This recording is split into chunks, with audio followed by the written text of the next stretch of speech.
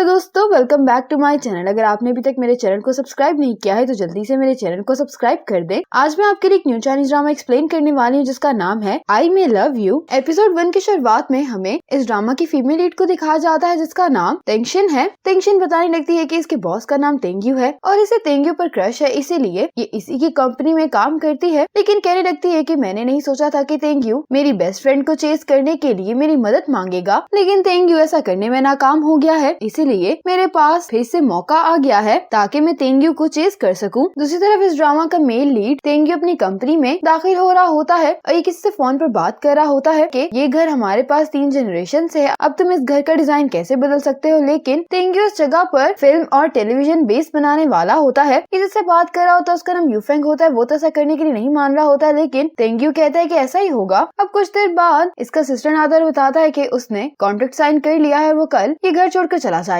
तेंग्यू का असिस्टेंट इसको प्लेजरिज्म के केस के बारे में बताने लगता है कि ऑनलाइन राइटर ने हमें कॉपीराइट भेजा है, तो तेंग्यू कहता है कि इस प्रोजेक्ट को बंद कर दो। असिस्टेंट कहने लगता है कि अगर हमने अभी इस प्रोजेक्ट को रोक दिया तो हमें बहुत नुकसान होगा। तेंग्यू कहता है कि जब हमने इस नॉवल को खरीदा था तो हमने इस प्लेजरिज्म वाले मसले को सही से चेक नहीं किया, तो ये हमारी गलती है, और कहता है कि हम नया प्रोजेक्ट ढूंढेंगे। ये सुनकर इसका असिस्टेंट यहाँ से चला जाता है। अब तेंगशिन इसके ऑफिस में आकर इसको केक देती है। तेंग्यू कहते हैं कि केक देने के लिए तुम्हारा शुक्रिया, लेकिन तुम इसको अपने पास रख सकती है, मुझे जरूरत नहीं है। तेंगशिन कहती है कि अगर तुम इर्द गिर्द देखो तो तुम्हें अपने लिए सूटेबल लोग मिल जाएंगे। तो तेंग्यू कहता है कि मुझे क्यों नहीं ऐसे लोग दिखाई देते। इसका मूड काफी खराब होता है, तो ये देखकर तेंगशिन यहाँ से जाने लगती है। तो उसको याद आ रहा होता है कि ये तेंग्यू को कह रही होती कि अगर तुम मेरी बेस्ट फ्रेंड को चेस करना चाहते हो तो मैं तुम्हारी मदद करूंगी, तुम वही करना जो मैं तुमसे करने के लिए कहूंगी। तेंग्यू इसकी बात मान जाता है और ये अपने आप से कहने लगती है कि आज तकरीबन मुझे 1300 डेज हो गए हैं कि मैं इसे सीक्रेटली ही पसंद करती हूँ। ये बात सोचकर तेंगशिन सैड होती है और इसके ऑफिस से चली जाती है। अब तेंगशिन ऑफिस में काम कर रही होती है तो इसके कोलीग तेंग्यू के बारे में कुछ बात कर रहे होते हैं। ये अपना फोन चेक करती है तो उसको पता चलता है कि तेंग्यू की किसी लड़की के साथ पिक्चर्स वायरल हो गई होती हैं, जिनको देखने के बाद ये कहती है कि ये न्यूज फेक है। इसके बाद जब काम खत्म हो जाता है तो लिफ्ट में तेंगशिन को तेंग्यू मिलता है। ये दोनों साथ में पार्किंग लॉट में आते हैं। जैसे ही अपने असिस्टेंट से कहते हैं कि मुझे गाड़ी की चाबियां दे दो, मैं खुद ड्राइव करके जाऊंगा, तो तेंगशिन कहती है कि मैं अपनी कार लाना आज भूल गई हूँ, तो क्या तुम मुझे राइड दे सकते हो। ये कहती है कि मैं तुम्हें घर तक ड्रॉप कर देती हूँ। तेंग्यू असिस्टेंट से कहते हैं कि इसको कार की चाबियां दे दो, खुद जाकर कार में बैठ जाता है। कार में बैठते हुए अपने आप से कह रही होती है कि मैं तो कुछ टाइम साथ में एंजॉय करना चाहती थी, लेकिन मुझे कार ड्राइव नहीं करनी। अब जब तेंगशिन आकर ड्राइविंग सीट पर बैठती है तो इसकी सीट काफी पीछे होती है। ये तेंग्यू को देखती है, कहती है कि इसकी टांगे काफी बड़ी हैं, इसीलिए सीट इतनी पीछे है। अब ये सीट को आगे करने की कोशिश कर रही होती है, लेकिन ये ऐसा कर नहीं पा रही होती, तो तेंग्यू इसकी मदद करता है। इसे देखकर तेंग्यू कहने लगता है कि तुम इतनी नर्वस क्यों दिखाई दे रही हो, तो कहती है कि ऐसी तो कोई बात नहीं है।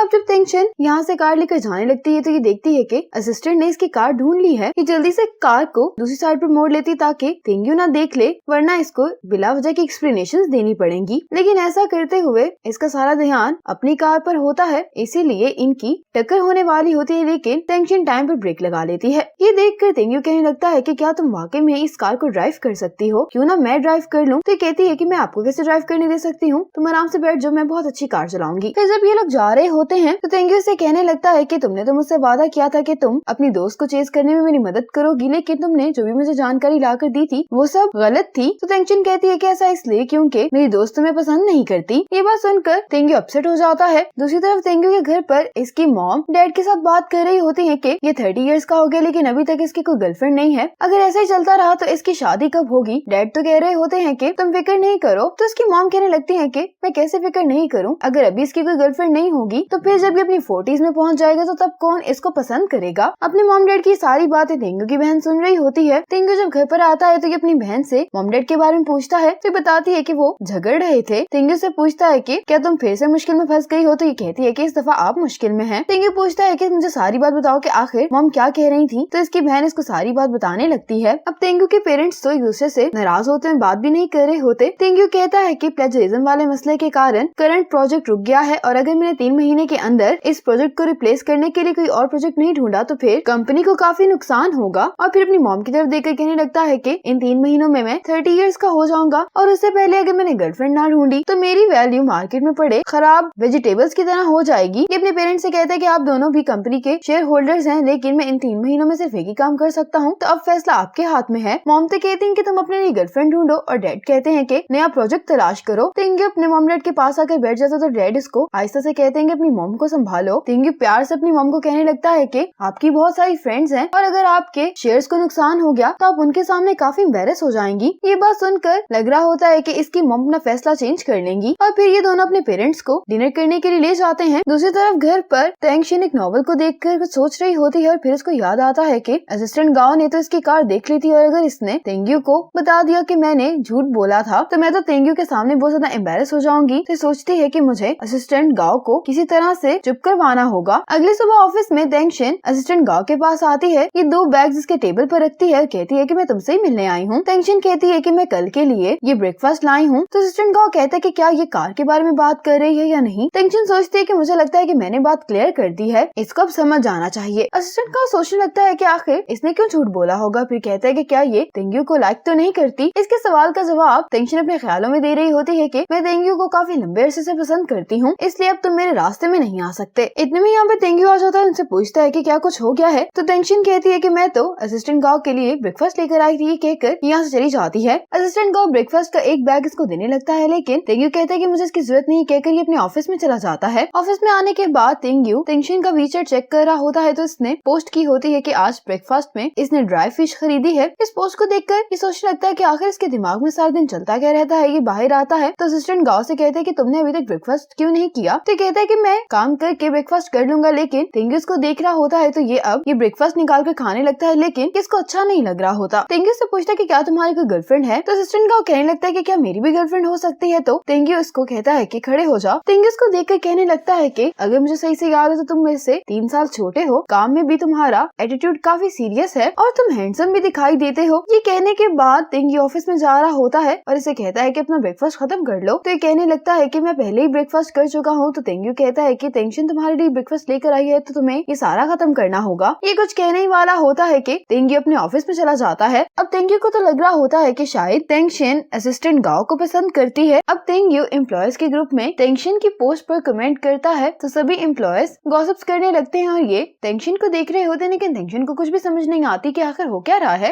इसके बाद तेंगशिन की सीनियर सभी एम्प्लॉयज के साथ मीटिंग करती है और उनको बताती है कि जैसा कि आप सबको पता है कि हमारा प्रोजेक्ट प्लेजरिज्म वाले केस की वजह से रुक गया है, तो अब हमें जल्द से जल्द कोई नया नॉवल ढूंढना है जिस पर हम काम कर सके। अब यहाँ पर सब उसी नॉवल के बारे में बात कर रहे होते हैं जिसको घर पर तेंगशिन देख रही होती है, लेकिन सीनियर कहती है कि ये नॉवल अच्छा है लेकिन हमारी कंपनी फैंटेसी लव थीम्स पर काम नहीं कर रही। ये बात सुनकर तेंगशिन को अच्छा नहीं लगता। इसके बाद तेंगशिन चीफ एडिटर के ऑफिस में आती है और उनको बताने लगती है कि make a dream for you मेरा नॉवल है और मेरा बहुत दिल है कि मेरे नॉवल को स्क्रीन राइटिंग के लिए चुना जाए। चीफ एडिटर कहती है कि तुम्हारा नॉवल अच्छा है, लेकिन तुम ये बात जानती हो कि जब से इस कंपनी को तेंग्यू ने संभाला है तो लव थीम वाले प्रोजेक्ट्स बहुत ही रेयर हैं और अगर मैं इस नॉवल का अप्रूवल दे भी देती हूँ तो तुम्हें तेंग्यू से कभी भी अप्रूवल नहीं मिलेगा। अब तेंगशिन की कोलीग इसके पास आकर कहती है कि तुम चीफ एडिटर से बात करने के लिए क्यों गई थी, तुम तो तेंग्यू से भी जाकर बात कर सकती हो क्योंकि तुम दोनों तो एक दूसरे को काफी अच्छे से जानते हो। ये सुनते ही तेंगशिन तेंग्यू को मैसेज कर देती है। इसकी कोलीग तो सिर्फ इसको टीज करने के लिए सब कह रही होती है, लेकिन इसने वाकई में मैसेज सेंड कर दिया होता है। ये देखकर यहाँ से चली जाती है। अब तेंग्यू जब ये मैसेज पढ़ता है तो इसने रैंडमली अल्फाबेट्स टाइप कर दिए होते हैं और इसको मैसेज करके पूछता है कि तुम क्या कहना चाहती हो। तो तेंगशिन कहती है कि मैंने गलती से तुम्हें ये सेंड कर दिया है। थोड़ी देर बाद चीफ एडिटर कहने लगते हैं कि जो कोई भी अच्छा प्रोजेक्ट और स्कीम ले आएगा वो खुद जाकर मिस्टर तेंग्यू से ऑफिस में बात कर सकता है। ये सुनते ही तेंगशिन तो काफी खुश हो जाती है, कहती है कि ये बहुत अच्छा मौका है। तेंग्यू एक इंटरव्यू दे रहा होता है। तेंगशिन भी कॉन्फ्रेंस रूम में आ जाती है। असिस्टेंट गाओ से पूछता है कि तुम यहाँ पर क्या कर रही हो, तो ये इसको कॉन्फ्रेंस रूम से बाहर लाती है और इसे चुप करने का कहती है और खुद तेंग्यू की वीडियो रिकॉर्ड करने लगती है। असिस्टेंट गाओ कहता है कि वीडियो बनाना अलाउ नहीं है, तो कहती है कि तेंग्यू के ग्लासेस काफी अच्छे हैं, मैं भी बिल्कुल ऐसे ही बनवाना चाहती हूँ। ये सुनने के बाद असिस्टेंट गाओ कहता है कि तुम कैमरे को ज्यादा जूम करो। तेंग्यू भी इन दोनों को इस तरह से देख लेता है। रिपोर्टर इससे सवाल पूछ रही होती है जबकि तेंगशिन असिस्टेंट गाओ को कुछ स्नैक्स दे रही होती है इसकी मदद करने के लिए और तेंग्यू भी बस इन दोनों को ही देखे जा रहा होता है। अब तेंग्यू असिस्टेंट गाओ से कहकर इस रिपोर्टर और कैमरामैन को कहता है कि रेस्टोरेंट ले जाओ लंच करवाने के लिए। तेंगशिन टेंशन इसके पास आती है और उसे पूछती है कि क्या तुम्हारे पास थोड़ा सा टाइम है? तो तेंग्यू कहता है कि नहीं। टेंशन कहती है कि फिर हम दोनों साथ में डिनर कर लेते हैं। तो तेंग्यू कहता है कि मेरे पास वक्त ही नहीं है, कि कहकर यहाँ से चला जाता है। रात में टेंशन इससे बात करने के लिए जिम आ जाती है। यहाँ पर ये अपनी पिक्चर लेती है और इसको वीचैट पर पोस्ट कर देती है। अब तेंग्यू भी जिम आ चुका होता है, ये टेंशन की पोस्ट को देख रहा होता है। अब टेंशन को इसका इंतजार करते हुए काफी देर हो गई होती है, तो ये कहती है कि सिर्फ मैं 2 मिनट और इंतजार करूंगी। तेंग्यू अचानक आकर कहने लगता है कि तुम्हारा स्टेमिना काफी अच्छा है, जो तुम पूरे 1 घंटे से वॉक कर रही हो। टेंशन इसको अचानक यहाँ पर देखकर अपना बैलेंस नहीं रख पाती, गिरने लगी होती है, लेकिन तेंग्यू इसको बचा लेता है। अब तेंग्यू दूसरे एरिया में एक्सरसाइज करने के लिए आ जाता है, तो टेंशन यहाँ पर भी इसका पीछा करते हुए आ जाती है। तेंग्यू से पूछता है कि तुम क्या बात करना चाहती है? तो कहती है कि अगर मैंने एक सेटिस्फैक्ट्री स्क्रिप्ट लिख ली तो क्या तुम इस प्रोजेक्ट के प्रोड्यूसर बनोगे? तेंग्यू ऐसा करने के लिए मान जाता है, लेकिन कहता है कि उसके लिए तुम्हारी स्क्रिप्ट का पास होना जरूरी है। टेंशन सोच रही होती है कि अगर ये मेरे प्रोजेक्ट का प्रोड्यूसर बन जाएगा तो फिर हम लोग साथ में ज्यादा वक्त गुजार सकेंगे। अब टेंशन इसको अपनी मदद का याद दिलाने लगती है, तो ये कहता है कि तुम फिक्र नहीं करो, अगर तुम्हारी स्टोरी अच्छी हुई तो मैं तुम्हारे लिए किसी सूटेबल प्रोड्यूसर को चूज करूंगा। टेंशन कहती है कि मुझे कोई और प्रोड्यूसर नहीं चाहिए, मैं चाहती हूँ कि तुम मेरे प्रोजेक्ट के प्रोड्यूसर बनो। और इसी मोमेंट पर एपिसोड 1 खत्म हो जाती है।